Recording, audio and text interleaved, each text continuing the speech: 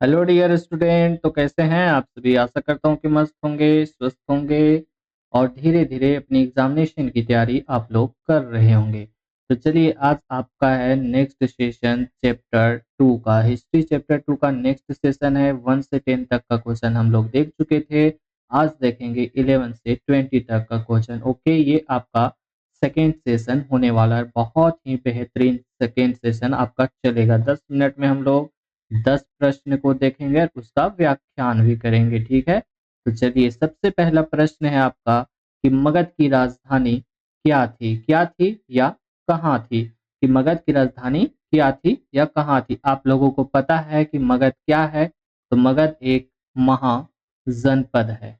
क्या है? तो मगध एक महाजनपद है। महाजनपद कितने हैं? कुल मिलाकर 16 महाजनपद थे। ठीक है, और ये मगध का क्षेत्र कहाँ है? तो मगध का क्षेत्र आपका है अभी का, वर्तमान का यूपी और बिहार। यूपी, बिहार और झारखंड। अभी का, वर्तमान का यूपी, बिहार और झारखंड क्या है? मगध का क्षेत्र है। ठीक है, तो मगध की राजधानी क्या थी? तो मगध की राजधानी आप सभी को पता है कि राजगृह थी। क्या थी? राजगृह थी। और राजगृह के बारे में अगर कुछ हम आपको पूछे तो राजगृह का पुराना नाम क्या है? तो राजगृह का पुराना नाम है राजगाह। राजगाह है, जिसका अर्थ होता है राजा का घर। राजा का घर, ये अर्थ होता है। उसके बाद एक और इसका पुराना नाम है, वो है गिरि ब्रज। गिरि ब्रज भी इसका पुराना नाम है। लेकिन इसमें एक और आपका प्रश्न है कि राजगिरी तो राजधानी थी, लेकिन बाद में फिर राजधानी क्या हो गई मगध की? मगध की राजधानी बाद में क्या हो गई? तो वो पटना, वर्तमान का पटना मगध की राजधानी हो गई। और पटना का पुराना नाम क्या है? तो पाटलीग्राम भी आप कर सकते हैं। पाटलीग्राम या पाटलिपुत्र भी आप कह सकते हैं। ये आपका क्या है? तो मगध की राजधानी है। सबसे पहले मगध की राजधानी क्या थी? राजगिरी थी। राजगिरी थी। राजगीर के बाद आपकी क्या हो गई? तो पाटलिपुत्र हो गई। ठीक है, और अगर आपको मैं पूछूं कि मगध का सबसे पहले उल्लेख कहाँ पे मिलता है, जो मगध महाजनपद है, इसका सबसे पहले उल्लेख आपको कहाँ पे मिलता है? तो इसका सबसे पहले उल्लेख आपको अथर्व वेद में मिलता है। कहाँ मिलता है? अथर्व वेद में मिलता है। ओके, ये भी इंपॉर्टेंट क्वेश्चन है, इसको भी आप जरूर देख लीजिएगा। ठीक है, चलिए नेक्स्ट क्वेश्चन की तरफ हम लोग चलते हैं। 12 नंबर क्वेश्चन आखिर क्या कहता है? तो 12 नंबर क्वेश्चन है आपका कि योध्य किस राज्य से संबंधित है? देखिए, ये शब्द जो है योध्य, ये किस राज्य से संबंधित है? तो देखिए, सबसे पहले इस शब्द को हम लोग तोड़ते हैं। ठीक है, तो ये शब्द योध्य जो है, तो युद्ध से बना है। क्या से बना है? युद्ध से बना है। ठीक है, और युद्ध का मतलब होता है, पता है क्या? योद्धा। योद्धा शब्द से ही ये योद्धेय बना है। ओके, और आपको पूछा है कि योद्धेय किस राज्य से संबंधित है। तो देखिए, योद्धेय जो है ना, आपको एक क्लू मैं देता हूँ कि योद्धेय जो है वो कहाँ पे है? वो सतलज नदी के किनारे है। कहाँ है? सतलज नदी के किनारे।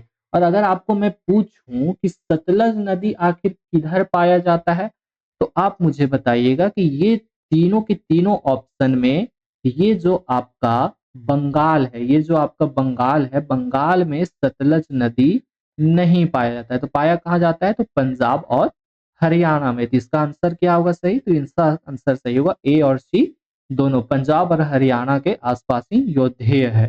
ठीक है, और ये सारा चीजें क्लियर है।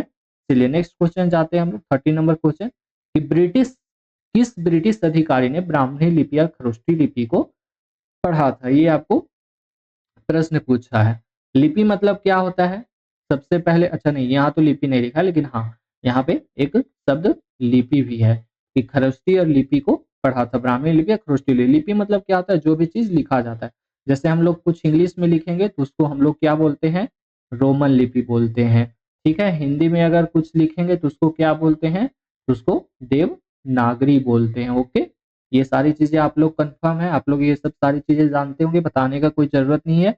तो किस ब्रिटिश अधिकारी ने ब्राह्मी और खरोष्ठी लिपि को पढ़ा था? तो आप सभी को पता है कि जेम्स प्रिंसेप ने पढ़ा था। और किस चीज को पढ़ा था? तो ये जो अशोक के शिलालेख है, जो अशोक के शिलालेख पाए गए हैं, लगभग 13 शिलालेख उसके हैं। तो जो अशोक के शिलालेख पाए गए हैं, तो वो उसमें ब्राह्मी और खरोष्ठी खरोष्ठी लिपि का दोनों लिपि में लिखा गया है। ठीक है, इतना आप लोगों को कंफर्म है। तो ब्राह्मी लिपि या खरोष्ठी लिपि को किसने पढ़ा था? तो जेम्स प्रिस्टन ने पढ़ा था।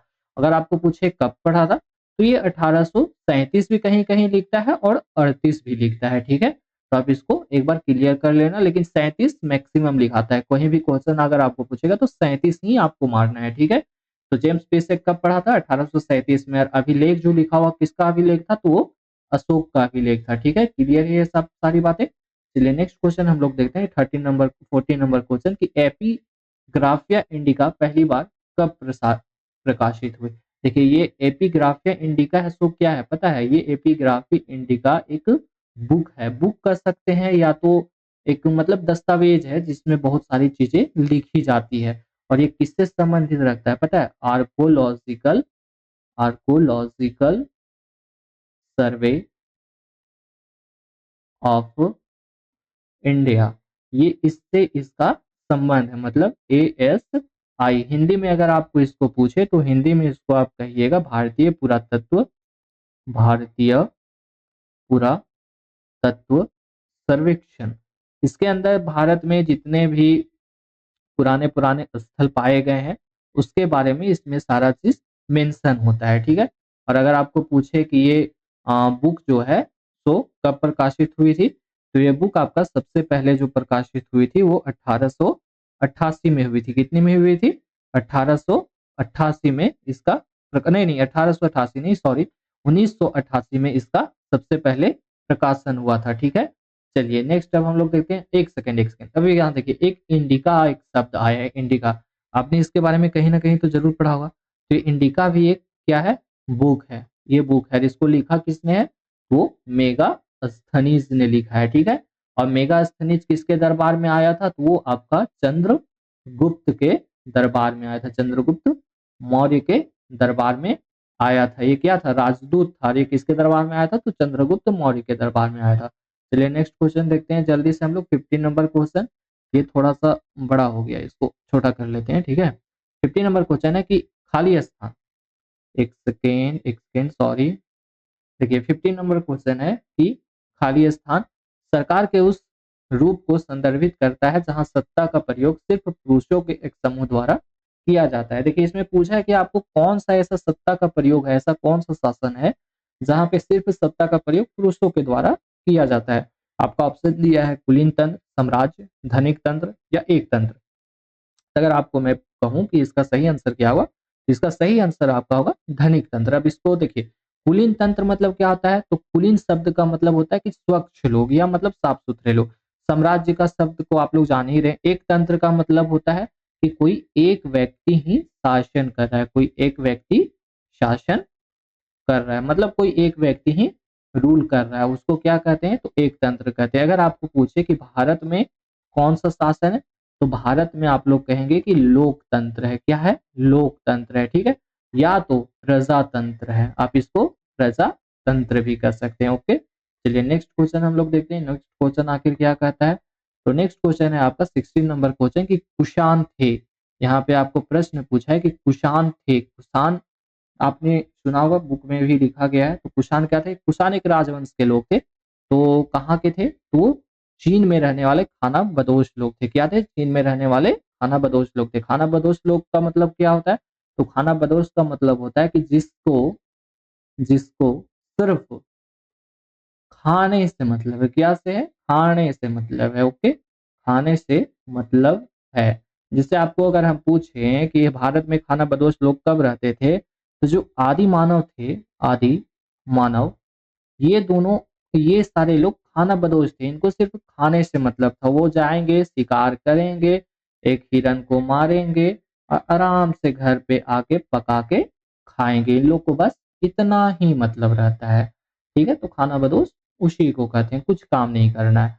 17 नंबर क्वेश्चन है कि संगम साहित्य किस भाषा में लिखी गई थी? अब देखिए संगम साहित्य क्या होता है पता है? संगम साहित्य, सबसे पहले तो इसका आंसर बताते हैं कि संगम साहित्य किस भाषा में लिखी गई थी, तो वो तमिल भाषा में लिखी गई थी। ठीक है, किस भाषा में लिखी गई थी? तो तमिल भाषा में लिखी गई। इसका कुछ कुछ महत्वपूर्ण प्रश्न कभी कभी पूछ देता है कि तमिल भाषा में संगम साहित्य में क्या क्या लिखा गया था। तो आपका इसमें है जैसे मणि मेखला, ठीक है, मणि मेखला, उसके बाद है आपका तोला का पीएम, तोला का पीएम। ये सब सारी कुछ-कुछ पुस्तकें जो संगम साहित्य के दौरान लिखी गई थी। और कौन से ये शब्द का है ये? तो तमिल शब्द का है, ओके? आप लोग कन्फ्यूज़ नहीं करना है। 80 नंबर क्वेश्चन है धर्मसूत्र खाली स्थान ग्रंथ है। धर्मसूत्र जो है सो किस भाषा का ग्रंथ है? तो आपका संस्कृत भाषा का ग्रंथ है। इसमें भी आपको कन्फ्यूज़ नहीं करना है, ओके? चलिए, इसमें कुछ बताने वाला वैसा है नहीं तो सारा चीज़ मैं बता देता आपको। उसके बाद है 90 नंबर क्वेश्चन कि धर्म के संदेश को फैलाने के लिए नियुक्त विशेष अधिकारियों को क्या कहा जाता था?